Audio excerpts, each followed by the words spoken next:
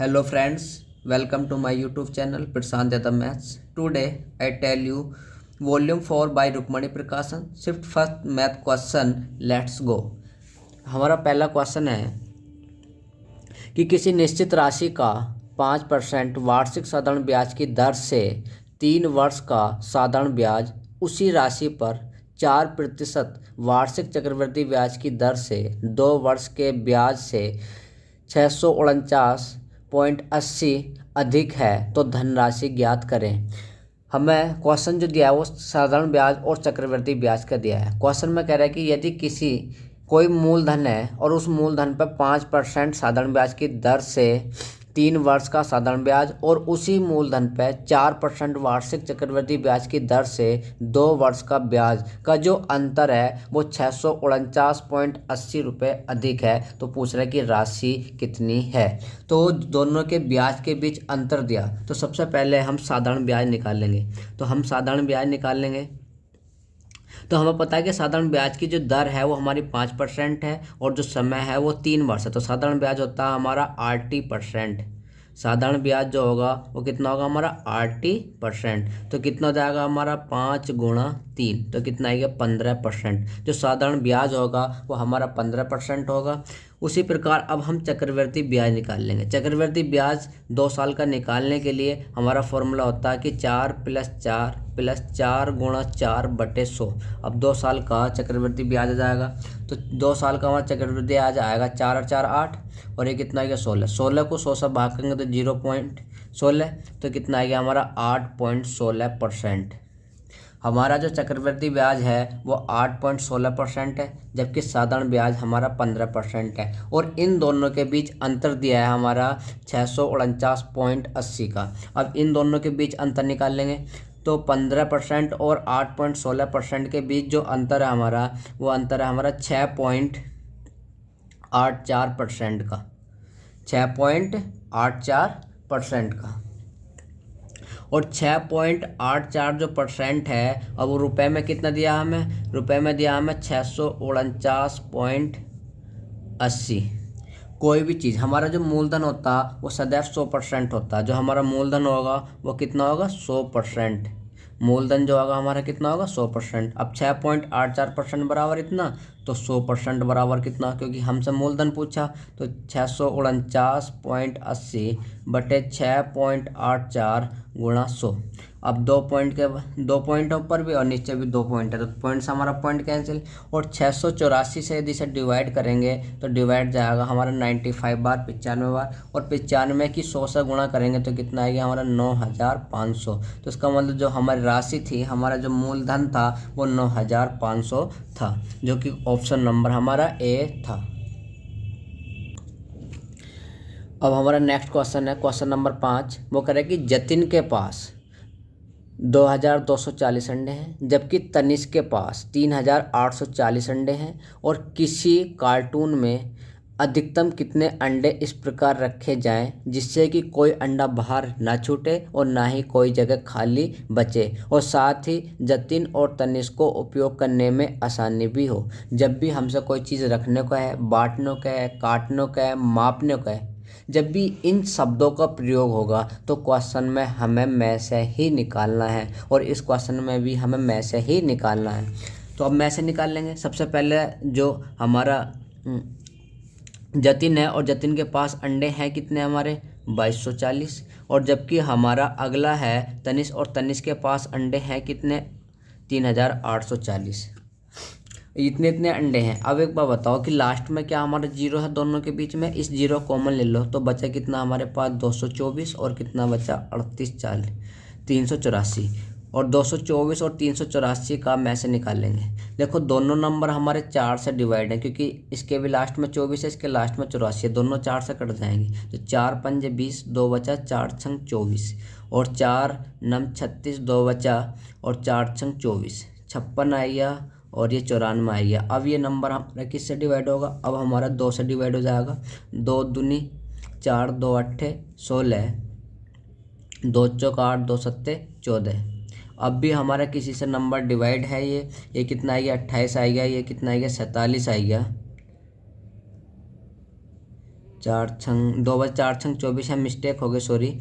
जब 4 से डिवाइड करेंगे तो 4 × 9 = 36, 2 बचा 24 हो गया, 4 × 24। अब पूरा नंबर फिर दोबारा से ये 4 से डिवाइड हो जाएगा, तो 4 से डिवाइड करेंगे तो 4 × 1 = 4, 4 चौक 16, और ये कितना आ गया 4 दूनी 8 और 4 चौक 16। ये हमारा 14 आया, और ये कितना आ गया 24 आ गया। फिर ये हमारा 2 से डिवाइड हो जाएगा, 2 × 7 = 14, और ये कितनी बार 12 बार। अब जो कॉमन है हमारा वो कितना हमारा 4 चौक 16, 16 दूनी 32, जबकि हमने दोनों जगह से एक एक जीरो मतलब 10 कॉमन ले लिया था, तो 32 की 10 से गुणा करेंगे तो कितना आ गया हमारा 320। प्रत्येक कार्टून में हमें कम से कम कितने अंडे रखने हैं, 320 अंडे रखने हैं, जो कि हमारा ऑप्शन नंबर ए था। इसका आंसर ऑप्शन नंबर ए। समूह ए के कर्मचारियों की आय का माध्य 3400 और समूह बी के कर्मचारियों की आय का माध्य 4500 है। यदि समूह बी में कर्मचारियों की संख्या समूह ए की तुलना में 10 गुना है, तो दोनों समूहों का कुल आय का माध्य और समूह ए के आय के माध्य में कितना अंतर है। सबसे पहले हम इस क्वेश्चन को बेसिक से करेंगे।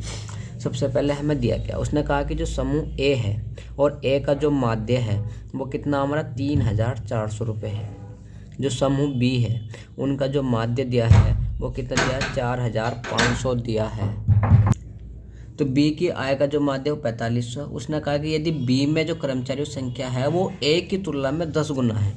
यदि हमारे ए और बी, उसने कहा कि यदि बी में जो कर्मचारियों की संख्या समूह ए की तुलना में कितनी 10 गुना। यदि ए में हमारा 1 है तो बी में कितने होंगे हमारे 10 होंगे भाई, इसकी तुलना में 10 गुना है भाई। ये तो कहा उसने यदि समूह बी में कर्मचारियों की संख्या समूह ए की तुलना में 10, ए में 1 है तो उसमें 10 है, तो करें कि दोनों समूहों की कुल आय के मध्य है और समूह ए की आय के मध्य में कितना अंतर है। तो सबसे पहले हम दोनों की आय का मध्य निकाल लेंगे। सबसे पहला मेथड निकालने का, तो ए का माध्य है कितना 3400, उसमें है कितने 1, तो कितना हो गया टोटल हमारा 3400 × 1। बी में है कितने हमारे 4500, है कितने जने हमारे 10, टोटल हो कितने गए 10 और 1 11। तो इनका कुल माध्य निकाल लेंगे 3400। 4500 की 10 से गुणा करेंगे तो कितना आएगा 45,000, और 45,000 में 3400 जोड़ेंगे तो कितना आएगा हमारा 48,400।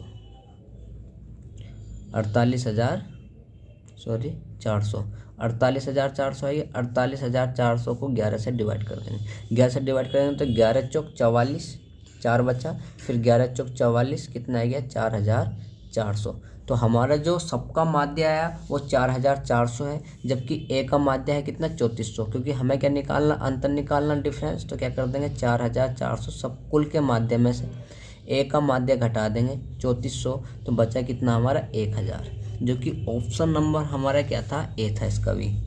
तो हमने सबका माध्य निकाला और सबके माध्यम में से ए का माध्य घटा दिया तो बचा कितना 1000। अब इसका सेकंड तरीका क्या है।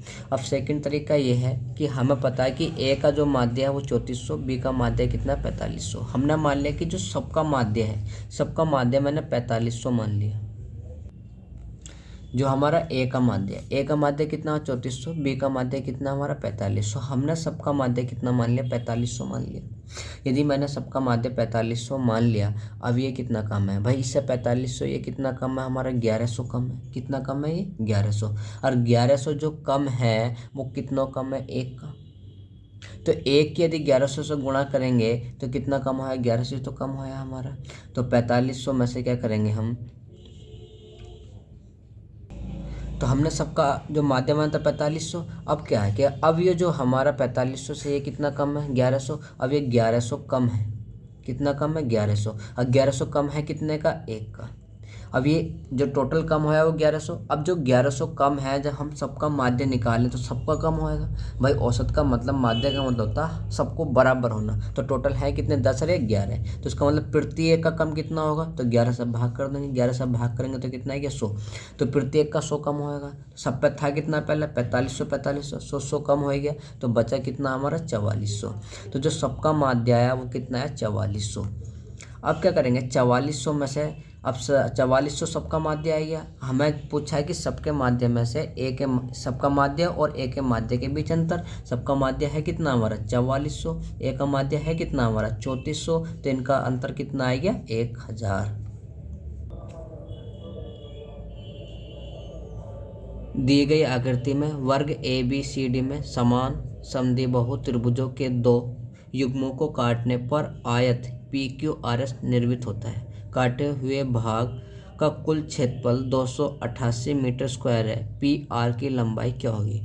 हमें क्या दिया? ए बी सी डी एक वर्ग दिया है, एक वर्ग है ए बी सी डी पूरा ये। अब इसमें से के से समान समद्विबाहु त्रिभुजों के दो युग्मों को, मतलब युग्मों मतलब दो जोड़े काटे गए, युग्मों को काटने पर आयत पी क्यू आर एस बनाया गया। एक पी क्यू आर एस एक आयत बनाया गया, दो, एक युग्म ये है, एक ये है, पूरा युग्म है एक युग्म ये है, दो युग्म बन गए।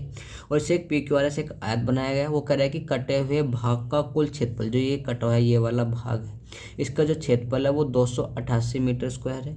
तो कह रहा है कि पी आर की लंबाई मीटर में क्या होगी? हमसे पी आर की लंबाई पूछिए, तो हमें पी आर की लंबाई निकालनी है इसमें। तो अब पी आर की लंबाई कैसे निकालेंगे?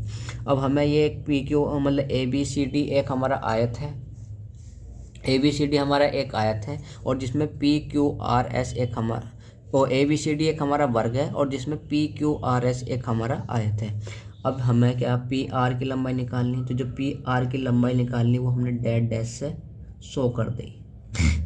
अब हमारा क्या, हमने ये मान लिया ये यदि मेरा एक्स है तो ये भी मेरा क्या होगा? एक्स होगा।